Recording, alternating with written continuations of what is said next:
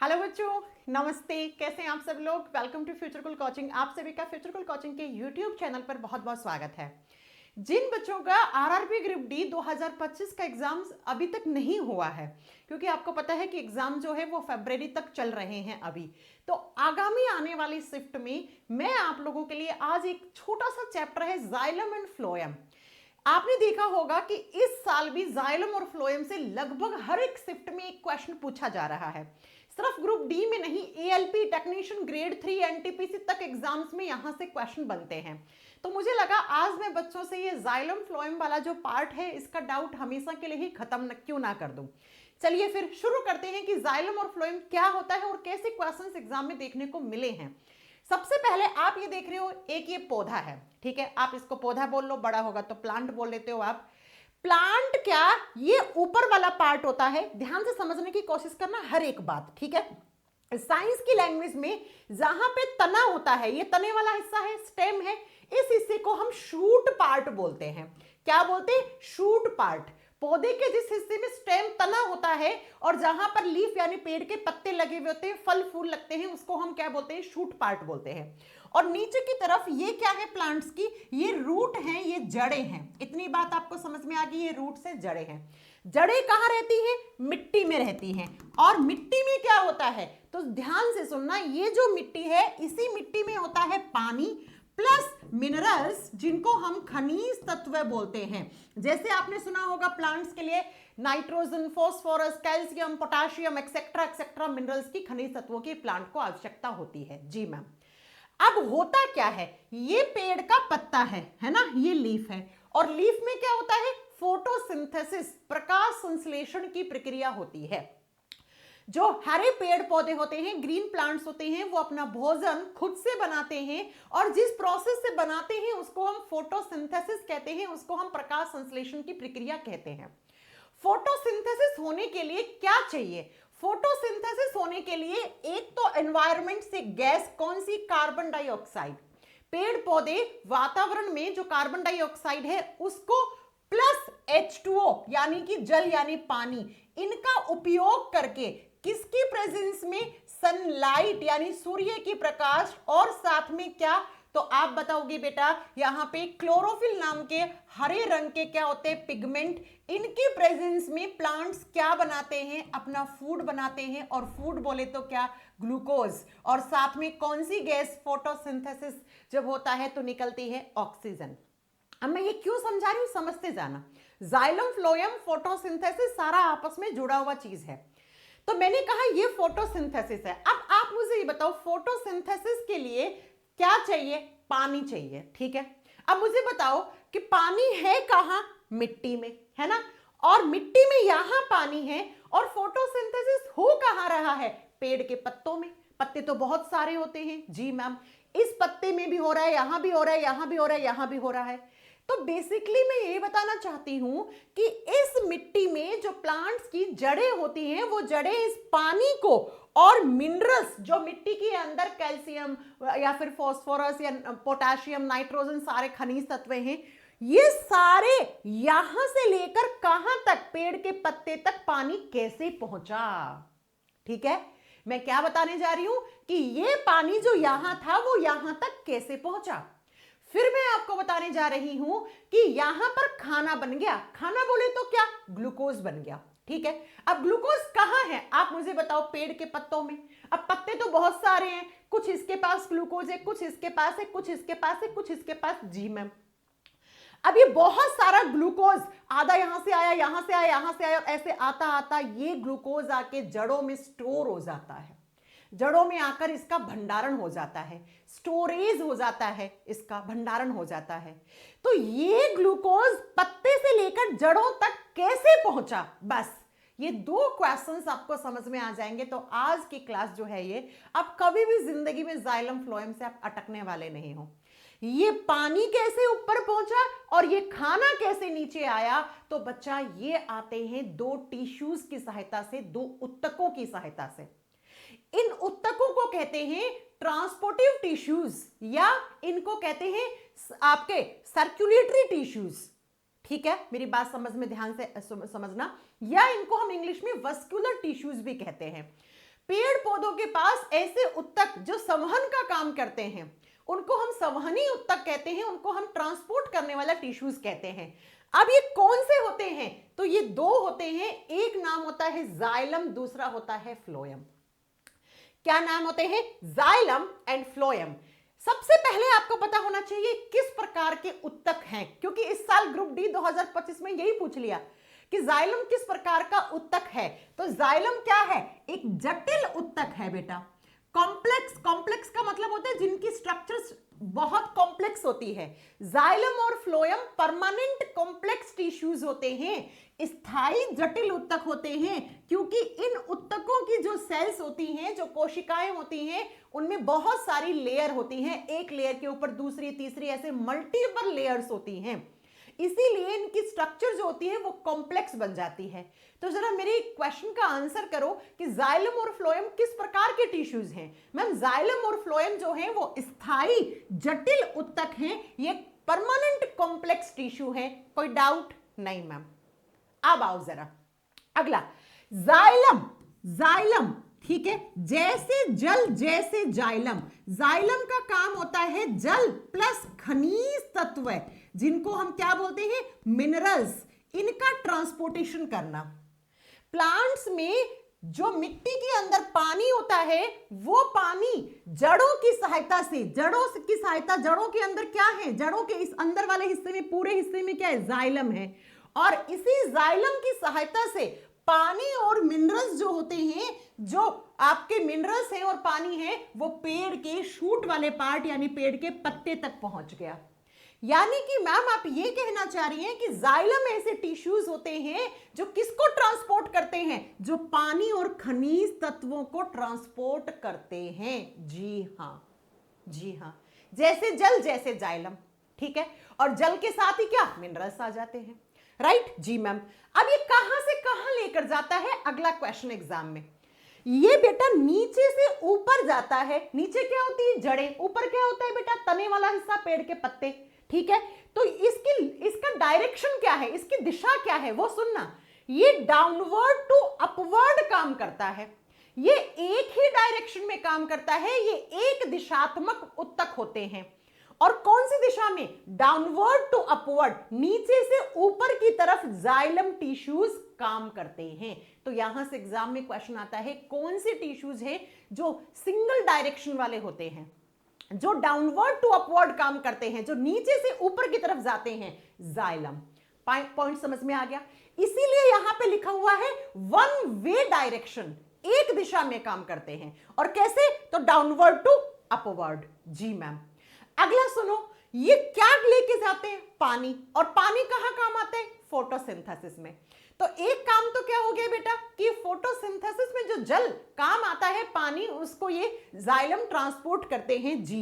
दूसरा इनका काम क्या होता है?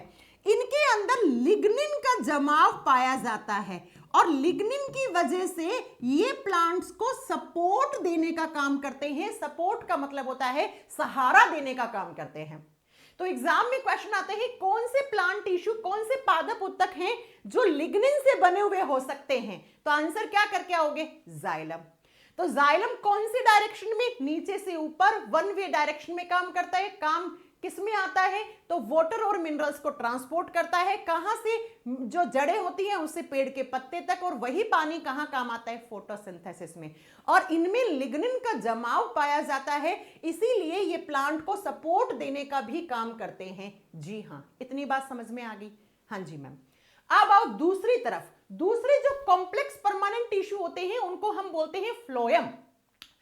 एफ से फ्लोएम, एफ से फूड। फूड का मतलब होता है भोजन। इनका काम होता है फूड को ट्रांसपोर्ट करना। अब मैंने थोड़ी देर पहले कहा कि फूड जो होता है वो किसके रूप में बनता है? ग्लूकोज। तो मैं ये कहता हूं कि फ्लोएम जो होते हैं वो ग्लूकोज को ट्रांसपोर्ट करते हैं। बात तो बराबर है। जी मैम कह दो। अब आप मुझे बताओ ग्लूकोज बना कहां था? पेड़ के पत्ते में। तो इस पत्ते से यहां पर ऐसे बहुत सारे पेड़ के पत्ते हैं, इनका सारा ग्लूकोज ऐसे जाता है और कहां पे जाके स्टोर हो जाता है? जड़ों में। तो ये जो फ्लोएम होते हैं ये भोजन को, ग्लूकोज को ऊपर से नीचे भी लाते हैं। अब किसी दिन यहां पे जो स्टोर फूड है इसकी आवश्यकता प्लांट के ऊपर वाले हिस्से को पड़ गई, तो यहां से ये स्टोर फूड को वापस भी पेड़ के पत्ते तक पहुंचाते हैं। तो मैं ये कहना चाह रही हूं, फ्लोएम जो टिश्यूज होते हैं वो बाई डायरेक्शनल होते हैं। बाई डायरेक्शनल का मतलब होता है ये द्विदिशात्मक होते हैं, ये दोनों दिशाओं में काम करते हैं। हाँ जी, इनका जो कम्युनिकेशन है, इनका जो ट्रांसपोर्टेशन का मेथड है वो टू वे है। टू वे का मतलब हो गया ये बाई डायरेक्शनल है, ये नीचे से ऊपर भी जाते हैं और ये ऊपर से नीचे भी आकर काम करते हैं। तो एग्जामिनर क्वेश्चन पूछेगा कौन से प्लांट टिश्यू हैं जो बाई डायरेक्शनल हैं, जो टू वे में काम करते हैं। फ्लोएम काम क्या है आप बताओगे बेटा, फूड ट्रांसपोर्ट करना।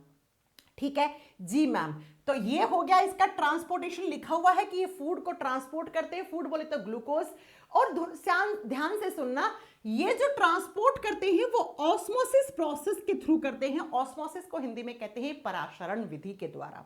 जी मैम, ये टू वे डायरेक्शन में काम करते हैं, स्टोरेज में काम आते हैं, प्लांट की ग्रोथ करवाने में काम आते हैं। जी मैम, हो गई बात समझ में आ गई जी। अब आओ अगले पॉइंट में। अगले पॉइंट में क्या है, ये जो जाइलम और फ्लोएम होते हैं इनके अंदर कुछ कंपोनेंट्स होते हैं, और यहां से भर भर के एग्जाम में क्वेश्चन पूछा है। 4 ऑप्शन डालेगा एग्जामिनर और पूछेगा इनमें से कौन सा एक कंपोनेंट, एक घटक है जो जाइलम का है या नहीं है, कौन सा फ्लोएम का है, कौन सा नहीं है। ऐसे बहुत सारे एग्जाम में क्वेश्चन इसी साल पूछे हैं। तो सुनो, जो जाइलम होता है वो 4 प्रकार के कंपोनेंट से बना हुआ होता है। अब इनके नाम याद करने हैं। पहला है, उसको बोलते हैं ट्रैकियड्स। क्या बोलेंगे हिंदी में, सेम नाम है ट्रैकियड। दूसरा होता है वेसल्स, जिसको वाहिकाएं। तीसरा होता है जाइलम फाइबर्स, जिसको जाइलम रेशे भी कहा जाता है। और 4 नंबर पे आता है जाइलम पैरेन्काइमा। ये चारों मिलकर जाइलम को बनाते हैं। आप इस फोटो में देखो यहां पर मेरे साथ, ये जाइलम है, और जाइलम 4 घटकों से मिलकर बना हुआ होता है। कौन कौन से? Tracheids, vessels, xylem parenchyma, xylem fibres. तो जाइलम 4 चीजों से मिलकर बना हुआ है, ट्रैकियड्स, वेसल्स यानी वाहिकाएं, जाइलम फाइबर्स यानी जाइलम के रेशे, और चौथा जाइलम पैरेन्काइमा सेल्स। ये चारों मिलकर जाइलम को बनाते हैं। दूसरी तरफ हम जब फ्लोएम की बात करते हैं तो फ्लोएम में भी 4 कंपोनेंट, 4 घटक पाए जाते हैं। कौन कौन सा? Phloem parenchyma. अब ये तो ऑब्वियस सी बात है, फ्लोएम पैरेन्काइमा फ्लोएम में ही होगा, जाइलम पैरेन्काइमा जाइलम में होगा। ठीक है। दूसरा आता है कंपेनियन सेल्स। ये बहुत बार एग्जाम में पूछा जाता है, कंपेनियन कोशिकाएं किसमें पाई जाती है, जाइलम या फ्लोएम? तो क्या करके आओगे? फ्लोएम। और तीसरा है फ्लोएम फाइबर्स। जैसे जाइलम में जाइलम फाइबर्स होते हैं, यहां पर फ्लोएम फाइबर्स होते हैं। चौथा मोस्ट इंपॉर्टेंट, सीव ट्यूब्स, जिनको हम हिंदी में कहते हैं चलनी नलिकाएं। इसी साल पूछा कि सीव ट्यूब्स कौन से टिश्यूज का कंपोनेंट है, तो आपको आंसर करके आना था ये फ्लोएम का कंपोनेंट है, ये फ्लोएम का घटक है। ऐसी होती हैं सीव ट्यूब्स, ये दिख रही है चलनी, आटा छानने वाली चलनी होती है ना, कुछ वैसी सी ही होती हैं ये, राइट। तो जाइलम भी 4 घटकों से मिलकर बना हुआ होता है, और फ्लोएम भी 4 घटकों से मिलकर बना हुआ होता है। और यकीन मानना बच्चा, यहां से भर भर के एग्जाम में क्वेश्चन आते हैं। मैं कुछ क्वेश्चंस मुझे तो उंगली पे याद रहते हैं, क्योंकि मैं बहुत अपडेटेड रहती हूँ, मुझे पता रहता है किस एग्जाम में कैसा क्वेश्चन। मैं आपसे कुछ क्वेश्चंस डिस्कस कर रही हूँ। एग्जाम में पूछा गया था जाइलम किस प्रकार का टिश्यू है, फ्लोएम किस प्रकार का टिश्यू है। जाइलम और फ्लोएम जो होते हैं उनमें सेल डिवीजन होता है कि नहीं होता है। एग्जाम में पूछा गया कि कौन सा प्लांट टिश्यू है जो बाई डायरेक्शन है, कौन सा प्लांट टिश्यू है जो 1 वे कम्युनिकेशन में काम करता है, कौन सा प्लांट टिश्यू है जो फूड को ट्रांसपोर्ट करता है, कौन सा वाटर को ट्रांसपोर्ट करता है, कौन सा है जो फोटोसिंथेसिस में काम आता है। आप बताना इन सबके आंसर। कौन सा है जो फोटोसिंथेसिस के बाद बने हुए भोजन को जड़ों तक पहुंचाता है, कौन सा टिश्यू है जिसमें सीव ट्यूब्स पाई जाती हैं, कौन सा टिश्यू है जिसमें ट्रैकियड्स पाए जाते हैं। ये इसी साल आरआरबी ग्रुप डी 2025 के क्वेश्चंस हैं जो एग्जाम में पूछे गए हैं। अब आप कभी भी अटकोगे इस चैप्टर में? बताओ जरा मुझे कमेंट करके। हाँ, और मेरे एक कमेंट का आंसर कर देना। मैं आपसे एक क्वेश्चन पूछने जा रही हूं, बहुत ध्यान से, वो मैंने नहीं पढ़ा है, उसका आंसर आपका होमवर्क है। मुझे ये बताना कि फ्लोएम का वो कौन सा घटक है जिसमें लिविंग सेल्स पाई जाती हैं। इनमें से कौन सा एक घटक है जिसमें लिविंग सेल्स यानी जीवित कोशिकाएं पाई जाती हैं, वो आप मुझे बताएंगे। 1 है, 2 है, 3 है, चारों है, या एक भी नहीं है, वो आप आंसर करेंगे। ठीक है बच्चों, अब मुझे बताओ, कभी भी आप अटक सकते हो इनसे? मेरे हिसाब से तो आपको नहीं अटकना चाहिए, राइट। इसी के साथ मैं आपको बता दूं, अगर आप रेलवे 2026 और 27 में निकली हुई भर्तियों की तैयारी करना चाहते हैं और एक ऐसी टीम के साथ तैयारी करना चाहते हैं जिस टीम ने पिछले 10 से 12 साल सिर्फ और सिर्फ डेडिकेशन के साथ रेलवे सेगमेंट में बहुत काम किया और हजारों की मात्रा में सिलेक्शन दिया है, तो उस टीम का बैच हमारी फ्यूचरकुल कोचिंग की एप्लीकेशन पर आ चुका है। ये रेलवे फाउंडेशन बैच है जो 2026 और 27 के एग्जाम्स को टारगेट करेगा। Maths, reasoning, science, GK, GS, सब कुछ ये बैच जो लेगा उसको लेटेस्ट अपडेटेड 2025 के क्वेश्चंस तक, updated test series, chapter wise exercise, all India live test, सारी चीजें इस बैच के अंदर आपको मिलेगी। बैच की जो फीस है वो सिर्फ और सिर्फ 599 रुपीज है बच्चों। और दूसरी तरफ ये हमारा साइंस स्पेशल का फाउंडेशन बैच है जिसमें बायोलॉजी, केमिस्ट्री मैं पढ़ा रही हूँ, फिजिक्स अनुराग सर एक शानदार फैबुलस टीचर हैं आपके, किसके? फिजिक्स के। एक बार आप पढ़ोगे आपको समझ में आ जाएगा। तो ये दोनों बैचेस आपको हमारी फ्यूचरकुल कोचिंग के एप्लीकेशन के लाइव बैचेस में आपको मिल जाएंगे।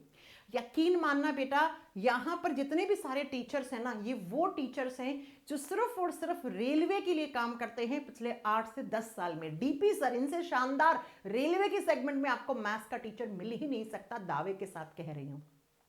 रीजनिंग में आकाश सर, साइंस में आप लोगों ने मेरे से पढ़ा ही होगा, शायद थोड़ा बहुत जानते ही होंगे आप मेरे बारे में। जीके जीएस में भी अंकेश पांडे सर के पास बहुत अच्छा एक्सपीरियंस है, बहुत अच्छे से वो याद करवा देते हैं स्टोरी सुनाकर।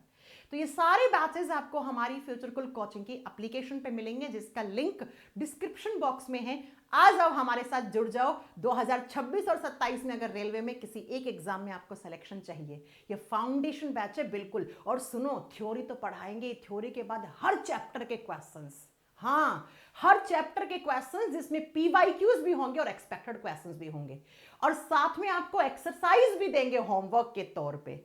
ये सब कुछ नई चीजें ऐड करी हैं मैंने, क्योंकि मैं लगातार बच्चों से बातें करती थी कि बच्चों किस तरीके से एक अच्छा बैच डिजाइन करना चाहिए, क्या कमियां रहती हैं जो आपको अदर एप्लीकेशंस पे नहीं मिलती हैं। तो उन कमियों को दूर करके मैंने आपको ये रेलवे फाउंडेशन बैच जो है वो इस तरीके से डिजाइन किया है कि ये वन स्टॉप सॉल्यूशन बैच है, आपको कुछ करना ही नहीं है इसके बाद आपको।